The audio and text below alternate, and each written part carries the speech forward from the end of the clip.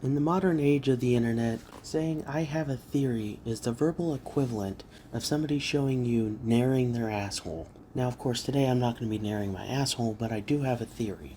And this theory relates to none other than Chef P. Now, for those of you who don't know who Chef P is, let me give you a bit of background here.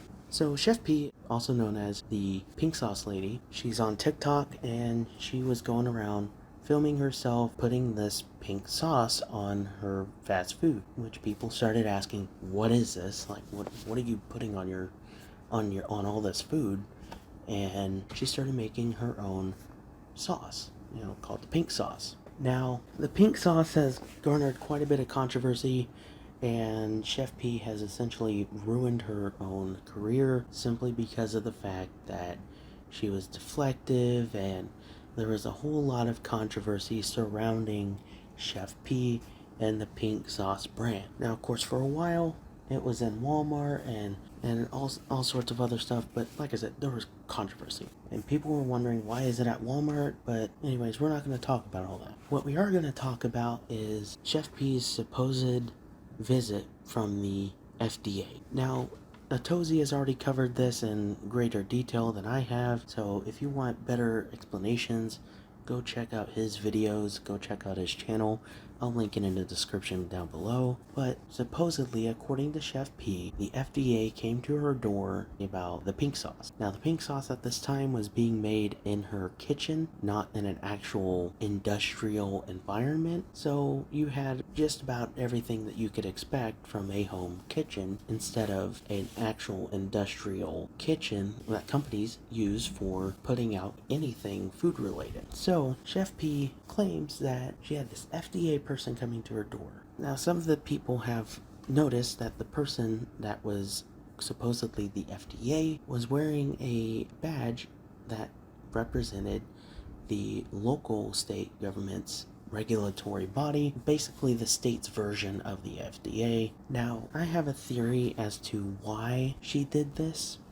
And the theory may or may not surprise you, and I don't actually have any sort of concrete evidence to suggest that this is any bit of truth at all. All I'm doing is I'm spitballing an idea out there that I really was thinking about as I was watching atozy's video. And that is that maybe Chef P did this to try to play the victim. Now, how do you play the victim in this kind of situation? Well, you try to claim that you got swatted, that all the haters that were criticizing your product hated it so much that they all went to the FDA and made a complaint, and they're not having any sort of actual problems. They just want to shut this person down for whatever reason. But it isn't that much of a stretch in my opinion, as we've seen this happen with Twitch streamers in the past. What I'm claiming here is that Chef P tried to stage a swatting. This was clearly a planned conversation with somebody who claimed to be with Florida's equivalent of the FDA. I can't remember the name right now, I'm too fucking stupid. But anyways, what I'm trying to say is Chef P is trying to blame the victim by claiming that she was swatted, but without saying that she was swatted, but instead just letting the video play itself out so that people may potentially feel bad for her. Now, of course, this didn't exactly work, it just made people suspicious, and we were talking about somebody who got viral on TikTok, so there's not exactly a whole lot of brain cells to play around with there, but I just thought that that was an interesting theory. Now on to the most recent development that atozy talked about in his video. The other thing that was talked about was that Chef P is now claiming that she is broke and bankrupt and that the company is not paying her, all this, that, and the other. There's all sorts of stuff going on. No, that the company, that is contracted to make the pink sauce isn't paying her fair share.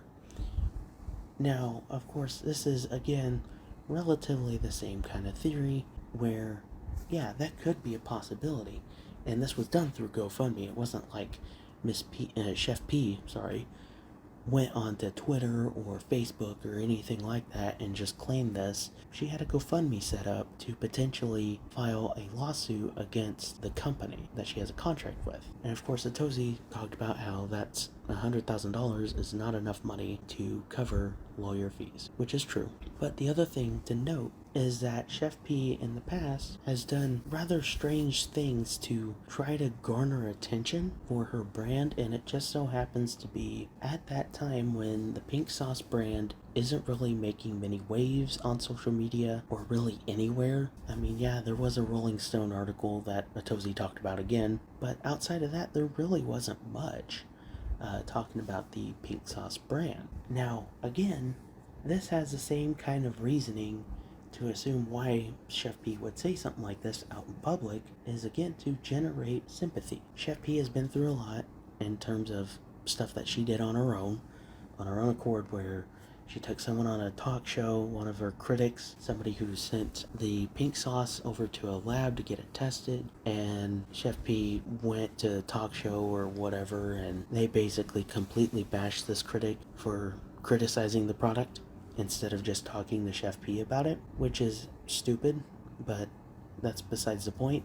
atozy's already talked about that to death. But essentially, what I want to say here is that the theory I have regarding this most recent incident is that she wants everybody to know that the pink sauce is still around and that she is not doing very well financially. Now, I'm no financial expert, or I don't have any sort of access to Chef P's financials, so I'm just spitballing a theory out there that is beyond baseless. It's just a theory. So take this with the smallest grain of salt. The theory that I have is along the same lines as what I said about the whole FDA situation, where she's trying to garner sympathy. She's saying, look, I'm being victimized and I need financial help to try to fight this and try to make this right. Now, again, this could be true that she is actually financially in a bad situation, and I would like to think that she has the good in her to be truthful about that and not just come up with some big lie about it. Because in reality, you look at it, she has a history of lying and making and essentially fabricating stuff in her videos. So what's to say that she's not doing the same thing in her GoFundMe? Now, in the case of GoFundMe, if she's making up stuff, that could be counted as fraud. So I really hope that she's not lying about this. I really hope that I am wrong about my theory. Now, what makes this whole situation that much more suspicious is the timing. Now, for those of you who don't already know, Mr. Beast and VDC, who he has partnered with, are currently in a lawsuit over essentially Mr. Beast claiming he hasn't gotten paid by VDC for his Mr. Beast Burger brand, and VDC says they have paid him, but they're also saying that Mr. Beast is being a spoiled brat. But this comes at the heels of that. So that makes me wonder if Chef P is really trying to do something good for herself and her business, or if she is just trying to make up a bunch of stuff that is riding on the coattails of Mr. Beast and VDC's problem. But anyways, I just wanted to talk about this, and that's it.